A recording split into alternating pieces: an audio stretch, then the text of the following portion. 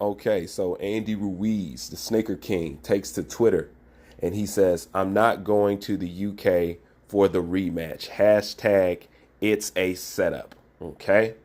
Now, what he's talking about is a setup. He's referring to the fact that Dylan White has seemingly failed a drug test. And he's implying that the reason why Anthony Joshua wants to go over to the UK is so he can do drugs for his rematch with Andy Ruiz, and it goes undetected. Okay. Somebody goes on to say, wow, dumbest tweet ever. You do realize you got your chance replacing a U.S. fighter who failed a drug test in the U.S. for a fight taking place in the U.S., don't you? Andy Ruiz goes on to say, exactly. But the fighter I replaced wasn't allowed to actually fight, but White was allowed to fight. What Andrew Ruiz is referring to as the fact that Dylan White, Eddie Hearn, and Oscar Rivas Camp was informed, from what I heard 3 days ahead of time, that Dylan White has failed a drug test, but he was still allowed to fight, and they didn't decide to penalize him or do something to him till after the fact. But that is another video all in itself. Okay. Somebody else goes on to say, stop making excuses. All your fans you gain now just see a scared champion trying to find every excuse possible to do what AJ did and fight in your backyard. You're scared to go to the UK. We see your fear in Deontay Wilder interview. You were shaking, sweating, lips quivering.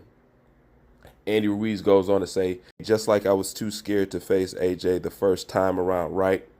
Then they go on to say, that wasn't my point. You missed the point entirely. The point was he came to fight in your backyard, and you're scared to fight him in his backyard. You are scared to fight him now because you must know AJ wasn't right the first time, but that's besides the point. Andy Ruiz goes on to say, New York isn't my backyard. So no, I didn't miss the point. Remember, this was supposed to be AJ's coming out party in America.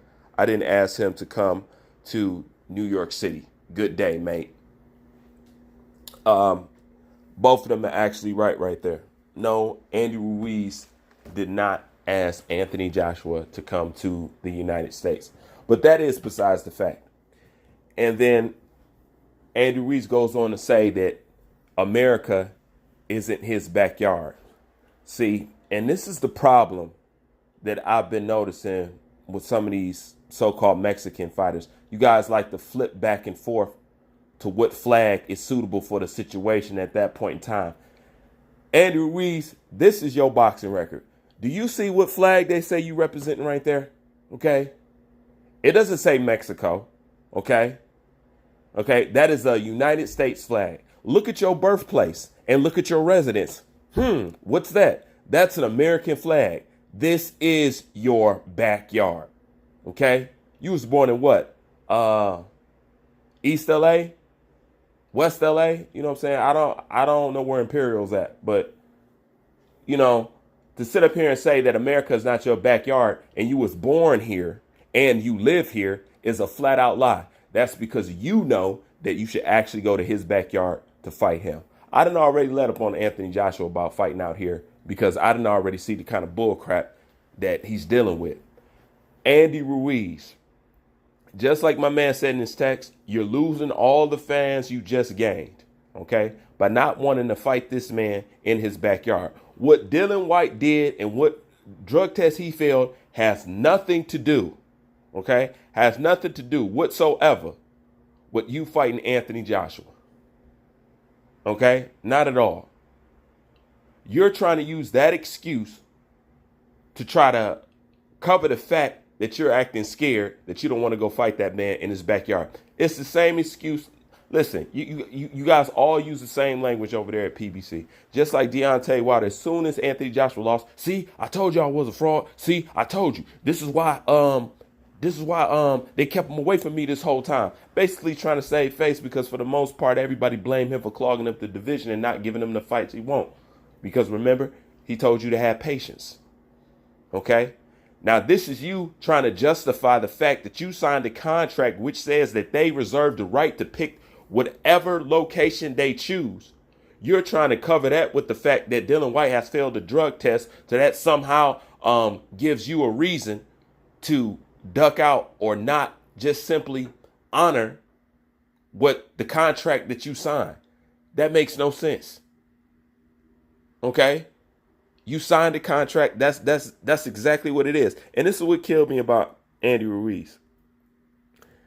Andy Ruiz, as I recall, you called them, right? You begged them, right?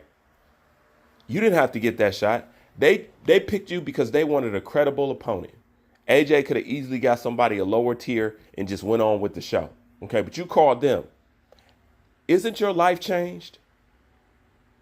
Isn't your life changed for the better? This is what I got to say to Andy Ruiz. Why would you even mess up your blessings? Okay, by turning around and trying to screw over and dick over the same man that put you in a position that changed your entire life forever.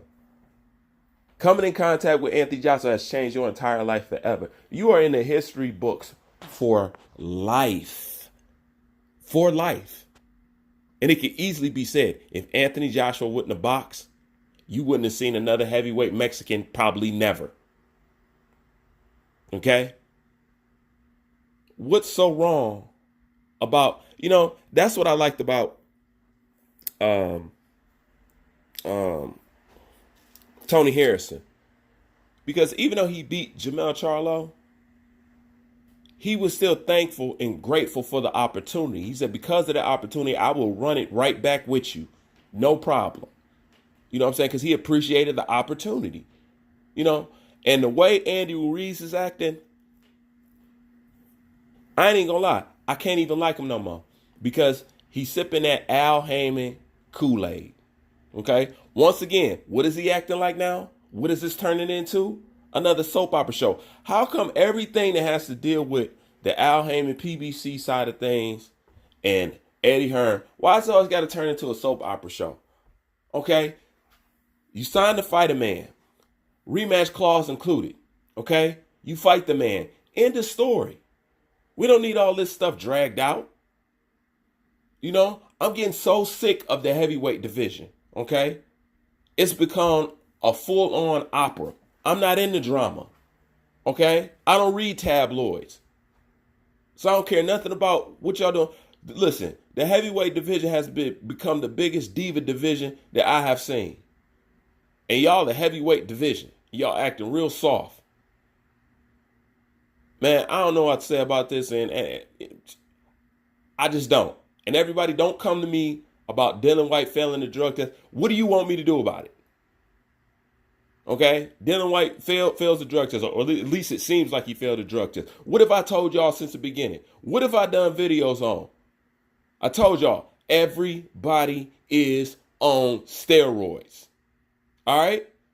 So stop coming up here asking me, what do you think about Dylan White? What do you think about Dylan White? What do you think about the same thing I thought when I made that video months ago? I told y'all, all athletes are on steroids. I don't know why y'all live in fantasy la la gaga land and act like your favorite fighter does not take steroids. They all do it.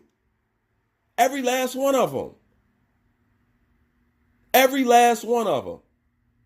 Max Kellerman already broke this down for you. If you're in a league where majority of the people that is doing steroids, even if you're a person that's not doing steroids, just to even a playing field, because you're not going to go behind enemy lines outnumbered, just to even a playing field, if 80% of the people are doing steroids, you're going to do steroids just because you have to compete with the rest of the people in the league or your organization. That's just the way it is. But this stuff right here, it's draining, and fuck this, man. I'm going to watch some MMA videos. Bruce Vane, I'm out.